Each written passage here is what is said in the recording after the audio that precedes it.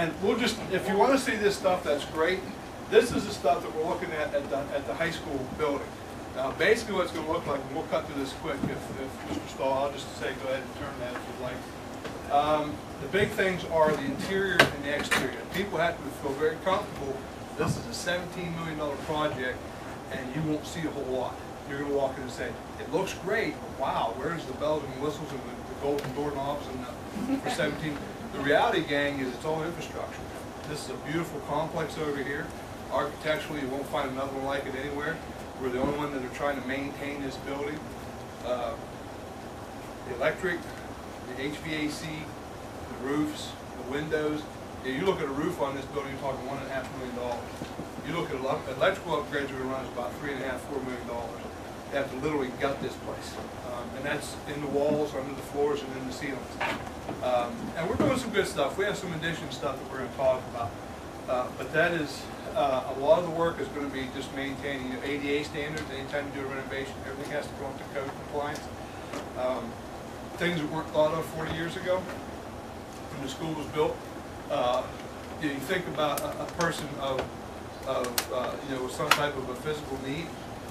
And this is something we learned. We put in an alarm system last year, and we're going to have to double it because 40 years ago people didn't take into account visually or hearing impaired people.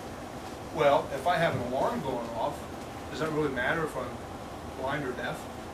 You know, I hear the bell, and I'm assuming, right? So now we have to put in strobe lights, then we have to put in the braille. I mean, and these costs are.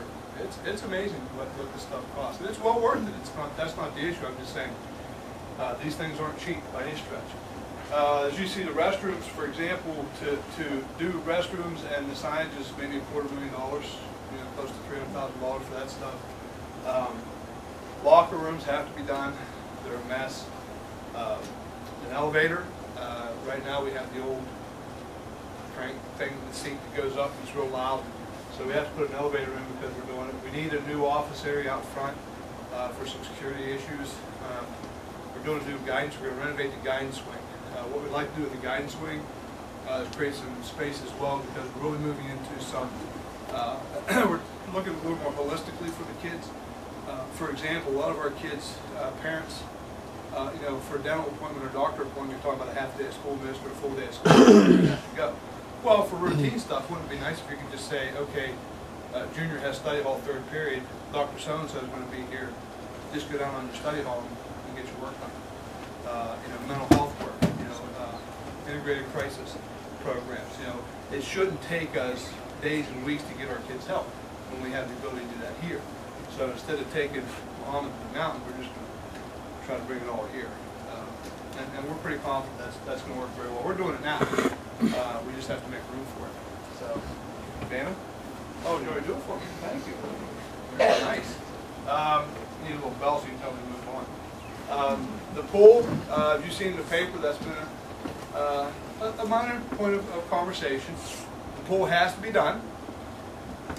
We're dropping 10. Well, we just got a call the other day. Something else broke, and we have 2 weeks to go to the school year for the classes. So do we spend $3,000 to fix it, or do we just hang on until put box fans down there until school's out? So to me, that's an embarrassment. I mean, we shouldn't have to do those things.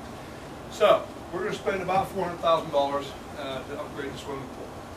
We are one of the very few schools you'll find in the state of Pennsylvania that has a beautiful auditorium like we have of this size, a swimming pool, and our planetarium that we have here. You don't find schools with those anymore. So we really want to maintain all those areas.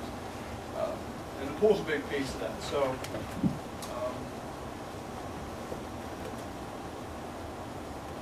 the windows, we talked about HVAC, painting.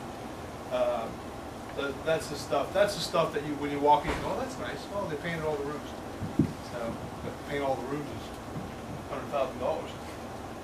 So there will be air conditioning? Yes. Yes. Yes. Please, Lord, yes. The second floor was a killer. We actually went and bought the second floor. So when my first month here, we went out and bought those indoor air conditioners that you vent out, the ventless ones that you stick them out the windows. I mean, it looks terrible, but it's stifling. I mean, it's just brutal. So we can regulate You know, we put a new boiler system in for my first year here. We paid for that out of pocket. So, you know, when we add the roof and the windows and the HVAC for climate control, you know, we're praying that's going to drive the cost of our utilities down. We pay $300,000 a year just to heat this place. So it's a killing. It's brutal. So, you know, we're hoping for all that stuff. We're going to reuse. We actually had our pipes tested. We saved $250,000 there. We had some testing done and realized that our piping, our infrastructural piping is still pretty good. So we think we can get away with that. Oh, we did get a big round of applause from the kids because any ladies that use the unisex toilets up here, those have all been switched out. So there was a big rocking cheer when the custodians were walking out with the toilets and then putting in new ones with the seats. So anything we can do to help. And I said before, the electrical, when you look at the electrical, and as we move through this, you'll see how vitally important electrical systems are to today's educational process. So this is the middle school, way up there. So you see the rooms, how they're removed from everything else. That picture of the gym, by the way, the gym floor, those classrooms will be like up above, that'll be a second floor. And there's an exterior entryway, by the way, I forgot to mention that. So the kids don't actually have to walk through by the office to get to literally they get off the bus, walk in the door and go through the classrooms. So there's no mingling. We tried to limit that as much as possible.